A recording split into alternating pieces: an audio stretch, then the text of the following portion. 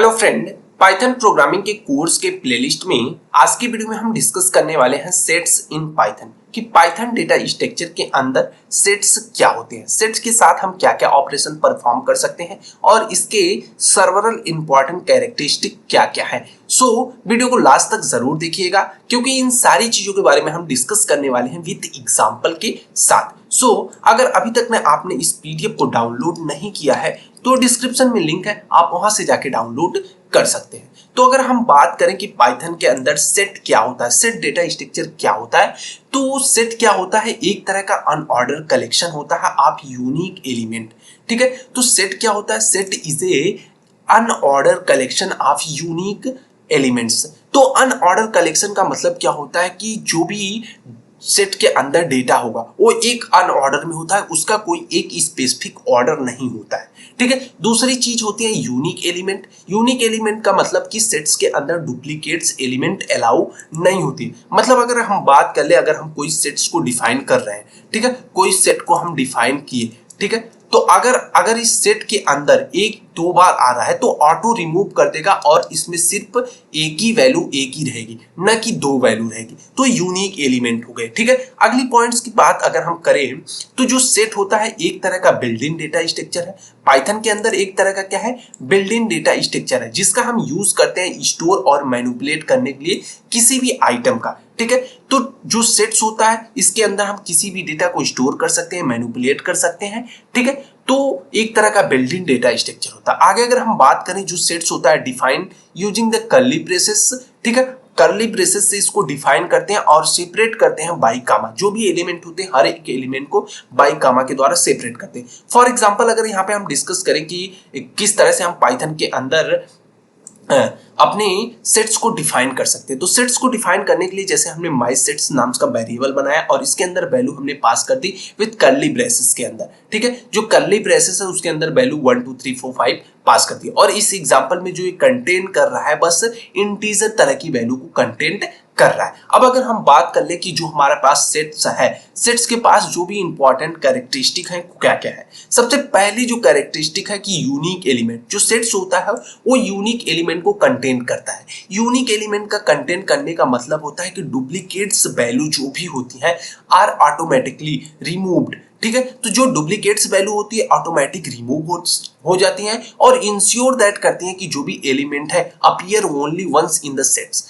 ठीक है, तो जो भी एलिमेंट है केवल एक बार सेट के अंदर अपीयर हो, ऐसा नहीं हो कि कोई भी एलिमेंट दो बार या तीन बार उससे ज्यादा किसी सेट्स के अंदर अपीयर हो। ठीक है, तो पर्टिकुलर एक एलिमेंट एक बार अपीयर होगा एक सेट्स के अंदर। अब बात आती है अनऑर्डर्ड की। अनऑर्डर्ड क्या होता है, सेट्स आर अनऑर्डर्ड। सेट क्या होती है, एक तरह के अनऑर्डर होती है जिसका मतलब होता है element are not stored in a specific order. ठीक है, तो कोई भी एलिमेंट एक स्पेसिफिक ऑर्डर में अरेंज नहीं हो। ठीक है, अगले पॉइंट पे अगर हम बात करें, the order of element in इस सेट में change whenever performing the operation on set. जब हम किसी भी ऑपरेशन के ऊपर कोई भी ऑपरेशन परफॉर्म करते हैं सेट्स के ऊपर, तो क्या हो सकता है उसके अंदर जो भी वैल्यूज की ऑर्डर है वो चेंज हो सकते हैं। ठीक है, अब आगे बात आती है म्यूटेबल। ठीक है, म्यूटेबल भी होता है। तो म्यूटेबल का मतलब क्या होता है, दो तरह का हमने कॉन्सेप्ट पढ़ा था, इम्यूटेबल और म्यूटेबल। तो म्यूटेबल में क्या करते हैं, जिसमें हम वैल्यू को क्या कर सकते हैं, ऐड कर सकते हैं, रिमूव कर सकते हैं या फिर मॉडिफाई कर सकते हैं।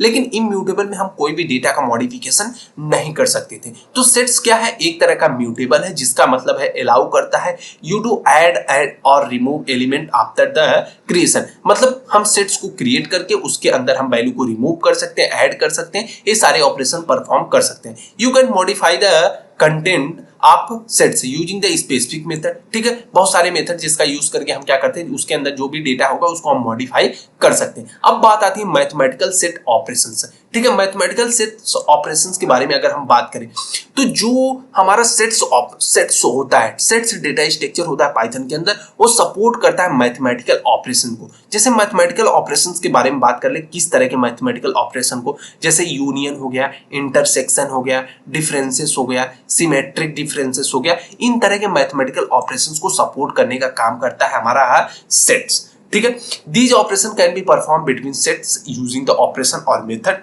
ठीक है। फॉर एग्जांपल अगर हम बात करें कि किस तरह से मैथमेटिकल ऑपरेशन परफॉर्म होता है सेट्स के ऊपर, तो जब से यहाँ पे हमने पहला सेट डिफाइन किया कि पहला वेरिएबल सेट 1 हो गया जिसके अंदर वैल्यू हमने पास कर दी 1 2 3, और दूसरा सेट हो गया 3 4 5। ठीक है, अब हमें क्या करना है, दो सेट्स का यूनियन करना है। तो यहाँ पे हमने लिखा union is equal to set 1 और 2। ठीक है, ये यूनियन का सिंबल है। ठीक है, तो यहाँ पे हमने सेट 1 और सेट 2 को यूनियन कर दिया, तो प्रिंट किया उसके बाद यूनियन की वैल्यू। तो यूनियन की वैल्यू क्या होगा कि 1 2 3 4 5। ठीक है, तो यहाँ पे देखो दोनों सेट्स को मर्ज कर दिया, दोनों सेट्स को मर्ज किया तो पहले सेट्स की वैल्यू 1 2 और क्या हो गई 3 हो गई। ठीक है, अब दूसरे की वैल्यू क्या है 3, ठीक है 4 और 5 है। तो हम जानते हैं कि जो भी हमारा सेट्स होता है उसमें डुप्लीकेट्स एलिमेंट अलाउ नहीं होते, इसलिए दो बार इसमें 3 था तो एक 3 को इसने क्या किया, मर्ज कर लिया, या फिर कह सकते हैं ऑटोमेटिक रिमूव कर दिया और एक 3 को रखा। तो यहाँ पे 1 2 3 4 5 हो गया। अब बात आती है इंटरसेक्शन की। इंटरसेक्शन मतलब क्या होता है, जैसे अगर हम बात कर ले सेट ए है सेट बी है, ठीक है, ये हमारे पास सेट ए है सेट बी, और दोनों सेट्स में जो कॉमन वैल्यू होगी उसको प्रिंट करेगा। तो यहाँ पे कॉमन वैल्यू क्या है, दोनों सेट में 3 है, क्योंकि पहले भी सेट में 3 है दूसरे भी सेट में 3 है, तो 3 को प्रिंट करेगा। तो इंटरसेक्शन हो जाएगा यहाँ पे सेट 1 और इंटरसेक्शन सेट 2, और प्रिंट किया हमने इंटरसेक्शंस को, वैल्यू तो हमारे पास आई 3। ठीक है, अब आगे बात आती है डिफरेंसेस। ठीक है, differences set 1 and minus set 2। ठीक है, तो यहाँ पे हमें डिफरेंसेस फाइंड आउट करना है, तो हमने सेट 1 में से सेट 2 की वैल्यू को माइनस कर दिया, और जब हमने प्रिंट किया डिफरेंसेस तो हमारे पास 1 और 2 आई। देखो कैसे आया 1 और 2, तो यहाँ पे अगर हम बात करें 1 2 3 जो पहला सेट है, दूसरा सेट हमारा क्या है 3 4 5, तो हमें माइनस करना है। ठीक है, तो 3 से 3, क्योंकि दो पहले सेट्स के अंदर से दूसरा सेट माइनस करना है, तो दूसरे सेट में से 3 3 मैच हो रहा है, तो 3 को हम बस माइनस करेंगे, बाकी वैल्यू पहले सेट की प्रिंट होगी। ऐसा नहीं है कि साथ में 4 5 भी प्रिंट होगा, 4 5 नहीं प्रिंट होगा, बस 1 2 प्रिंट होगा। ठीक है, अब आती है सिमेट्रिक डिफरेंसेस की। सिमेट्रिक डिफरेंसेस में क्या होता है कि जैसे यहाँ पे हमने सिमेट्रिक डिफरेंस सेट 1 और सेट 2 को सिमेट्रिक डिफरेंस अप्लाई कर दिया। अब सिमेट्रिक डिफरेंस आउटपुट क्या आया 1 2 3 4, जो भी कॉमन वैल्यू थी उसको रिमूव कर देता है। ठीक है, ये हो गया सिमेट्रिक डिफरेंस। अब आगे अगर हम बात करते हैं कि सेट ऑपरेशन एंड मेथड्स। ठीक है, सेट्स के क्या क्या ऑपरेशंस और मेथड, तो सेट्स प्रोवाइड करता है वेरियस ऑपरेशन एंड मेथड। जैसे हम किसी भी नंबर्स को ऐड कर सकते हैं या किसी भी आइटम को ऐड कर सकते हैं, रिमूव कर सकते हैं। ठीक है, चेक कर सकते हैं उसकी मेंबरशिप को, परफॉर्म कर सकते हैं कंपैरिजन को, और बहुत सारे ऑपरेशन हम सेट्स के ऊपर परफॉर्म कर सकते हैं। तो कुछ बेसिक्स ऑपरेशंस के बारे में यहाँ पे हम देख लेते हैं। जैसे माई सेट है, माई सेट के अंदर हमने वैल्यू पास कर दी 1 2 3। ठीक है, उसके बाद कह रहा है कि माई सेट डॉट ऐड। ठीक है, ऐड हमने कर दिया इसमें क्या 4। ठीक है, फंक्शन हमारा क्या था माई सेट था, डॉट ऐड फंक्शन से हमने क्या किया 4 को ऐड किया। ठीक है, उसके बाद प्रिंट किया माई सेट को प्रिंट किया, तो हमारे पास आउटपुट 1 2 3 4 आ गया। ठीक है, उसके बाद हम क्या चाहते हैं कि 2 रिमूव हो जाए सेट से, तो सेट डॉट रिमूव नाम से 2 को हमने जिस वैल्यू को रिमूव करना वहां पे रिमूव पास कर देंगे। ठीक है, प्रिंट सेट कर दिया। उसके बाद कह रहा है कि 1 2 3 4। ठीक है, 1 3 4, 2 को यहां से गायब कर दिया। ठीक है, आगे अगर बात कर रहे हैं कि अब लेंथ अगर हमें फाइंड आउट करनी हो कि हम लेंथ किस तरह से फाइंड आउट कर सकते हैं, तो length is equal two len function से हम लेंथ फाइंड आउट कर सकते हैं किसी भी चीज।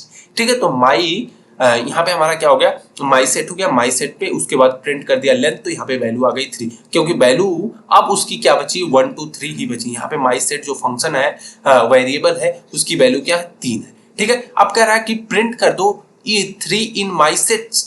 ठीक है, 3 क्या मेरे सेट में है, तो प्रिंट कर दो यस भैया हाँ 3 है। अगर पूछ देता है यहाँ पे 4 इन माई सेट, तो वहां पे क्या आ जाता है फॉल्स आ जाता है, क्योंकि इस सेट के अंदर 4 नहीं है। तो आई होप कि आपको समझ में आया होगा कि किस तरह से ऑपरेशंस को परफॉर्म करते हैं। कुछ रिमार्क्स हैं, यहाँ पे रिमार्क्स को देख लेते हैं। कह रहा है कि sets are useful when we need to work with collection of unique element. जब हमको क्या करना होता है कि एक यूनिक कलेक्शन ऑफ एलिमेंट्स के साथ वर्क परफॉर्म करना होता है, तो वहां पे हम सेट्स का यूज करते हैं। परफॉर्म करना होता है मैथमेटिकल सेट्स ऑपरेशन। जब हमें मैथमेटिकल सेट ऑपरेशन परफॉर्म करना हो, रिमूव करना हो डुप्लीकेट्स फ्रॉम ए लिस्ट और सीक्वेंस, मतलब किसी भी लिस्ट में बहुत सारे डुप्लीकेट्स एलिमेंट हो, उसको रिमूव करने के लिए हम सेट्स का यूज कर सकते हैं, जो कि ऑटोमेटिक रिमूव कर देगा, सिर्फ एक सिंगल वैल्यू को रखता है। तो आज की वीडियो में बस इतना ही। आई होप कि आपको समझ में आया होगा कि पाइथन के अंदर सेट डेटा स्ट्रक्चर क्या होता है और किस तरह से वर्क करता है, और इसके ऊपर हम क्या क्या डिफरेंट तरह के ऑपरेशन को परफॉर्म कर सकते हैं।